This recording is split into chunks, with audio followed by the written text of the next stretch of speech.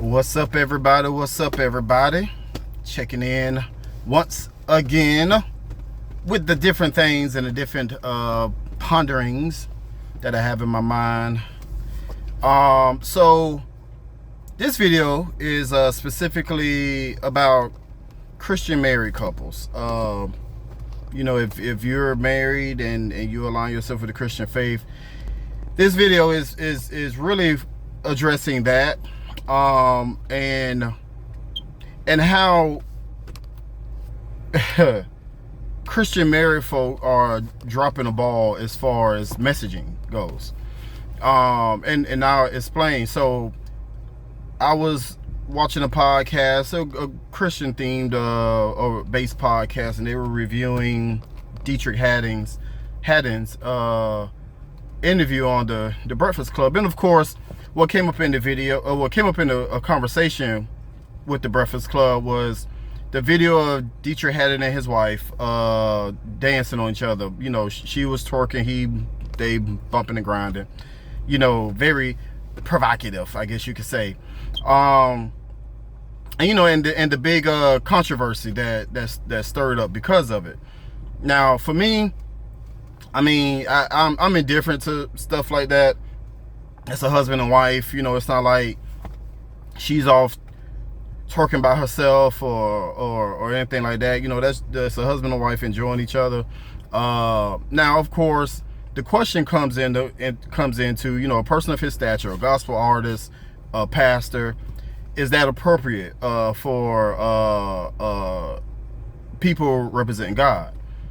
You know, and you know, you have a lot of people in the Christian faith who have the thought process that, you know, what goes on behind closed doors, you know, should stay private. You know, you don't bring, you know, your stuff out, your affection, your intimacy, you know, or talk about sex much really outside the bedroom. Oh, we don't want to hear about it. Ew, that's what you and your wife do, you and your husband do, if you're a wife.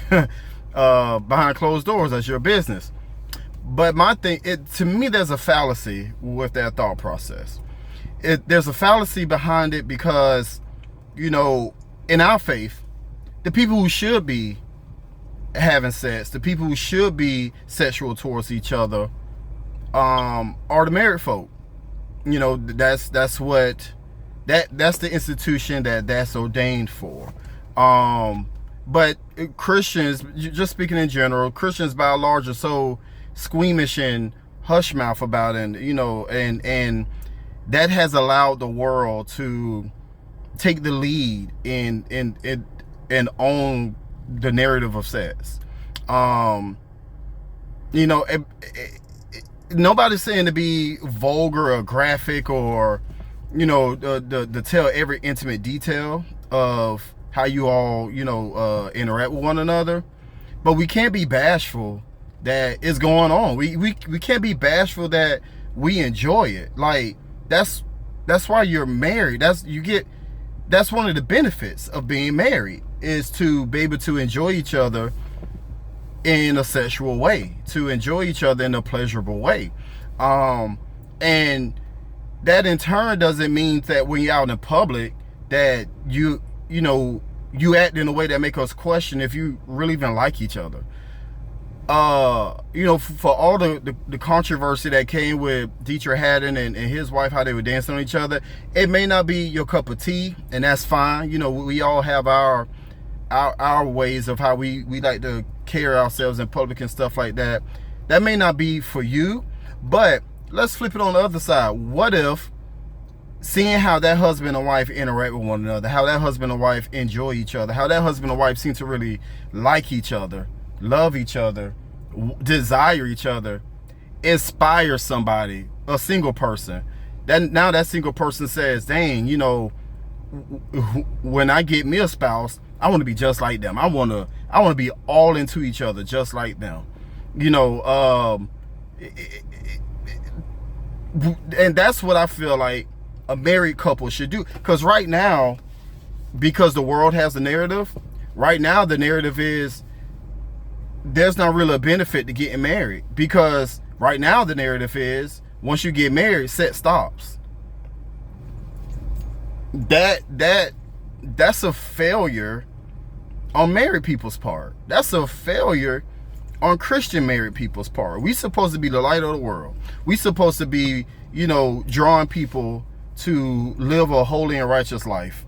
And the life that we're portraying out there, because we're so secretive about everything, or we so squeamish, or we want to label everything worldly, is that, well, they look like they don't even like each other, which leads one to believe that they're not screwing each other, which and a secular single person's like, well, I like sex, and why would I want to do what y'all doing when they don't even seem like y'all have sex? Y'all don't even talk about sex. Y'all don't even want to address sex. The only thing y'all got on the subject of sex is don't do it unless you're married. Okay, well, I'm doing it now, so what's the incentive to not do it until I'm married? I mean, you gotta, what are you selling me? And I know we don't want to think about, evangelism in terms of selling people, but there has to be something that draws people in. That and that's what the whole thing, at some point in time, we all were drawn in.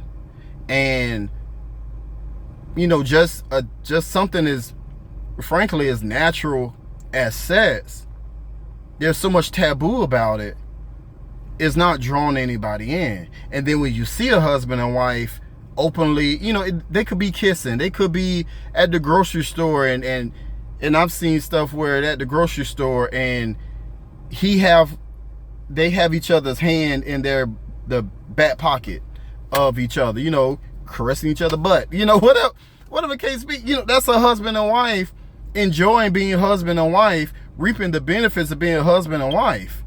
But I saw a guy on a podcast say, when he see people kissing, he's like, go over there. Kissing? We ain't talking about slobbing each other down, licking on the side of each other's face, nibbling on earlobes and stuff like that. Just kissing, maybe a little French kiss or whatever, a little tongue gashing, but something quick. And you squeamish about that? Like, what are we doing? We're like, what are we doing? How do you, the only proof that you guys are, your children should be the only proof you're having sex.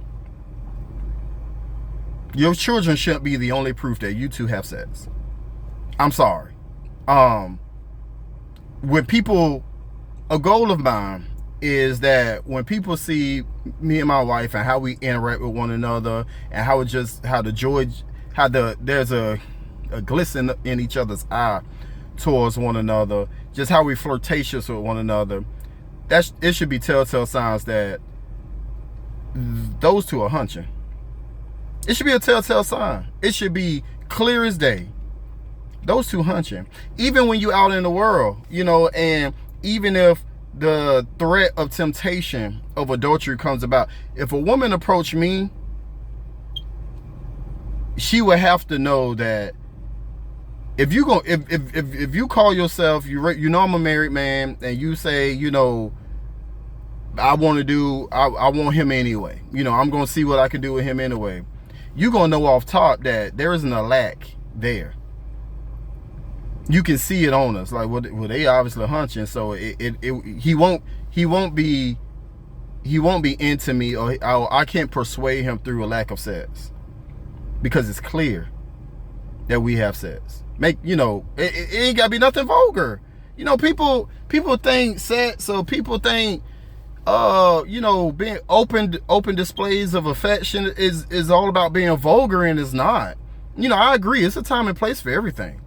I agree, you shouldn't be, simulating sex, all in the public, all willy-nilly and stuff like that. I'm not saying you should be free about to tear each other clothes off at the mall, or there was an old episode of Fresh Prince where it was an older couple, and what made it funny because it was an older couple, but they couldn't get enough of each other, and they snuck off to have a makeout session. They snuck off to do whatever they did as a married couple, and when they came back out, like the wife, she had a dress on, her dress was on inside out, and the guy's shirt all disheveled, and he tucking in his shirt as he entered the room and stuff like that. Like, those should be goals for Single people,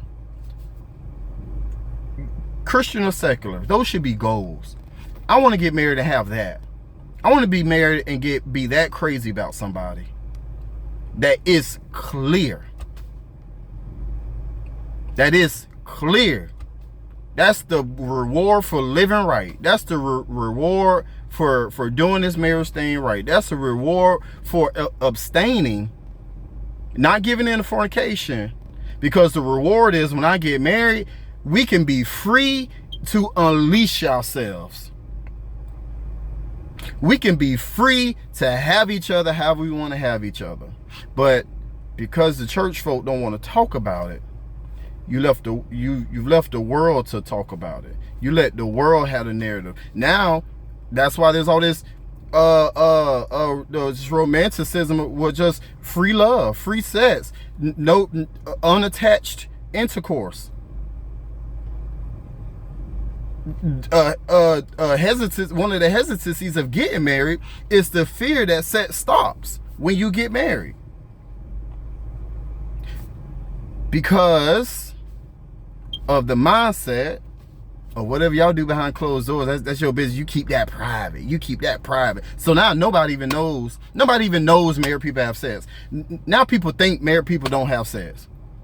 A question that comes up, and I see it in conversation, unfortunately, with other married people or other marriage groups I'm in, too often there's a conversation of, are y'all still having sex? How frequent are y'all having sex? Nobody want to talk. And then when people do talk about, in some of the groups I'm in, when people do inquire about sex or bring up the topic of sex, you got your commenters on there. That's between a man and a woman, and that should remain private. And I'm the voice that come in and say, we supposed to be a community encouraging and uplifting folks to stay married, maintain a marriage, to fight and keep going in a marriage. And sex is a major issue. Sex is a major component of marriage. We the people who's supposed to be having sex, and y'all don't ever want to talk about sex. Make that make sense to me. Please make that make sense to me. But you know who is talking about sex? The people in the world. The people in the world talking about it. Because we sure ain't. So, married folk, married Christian folk, step up. Lead the conversation. Show that there's a reason you come over to this side. There's a reason for doing it right. There's a reward. Turn away from all the empty sex you having as a single person. All the empty fornication you having. And get in a situation where y'all get married to people who really care about each other and have all the fulfilling sex that you want to. Unashamedly. And stop shaming people. Just because it ain't your cup of tea don't mean it ain't a cup of tea. Stop shaming people for displaying their love and affection differently than what you do. Because when you attack people who are in your camp, that makes other people not want to join your camp.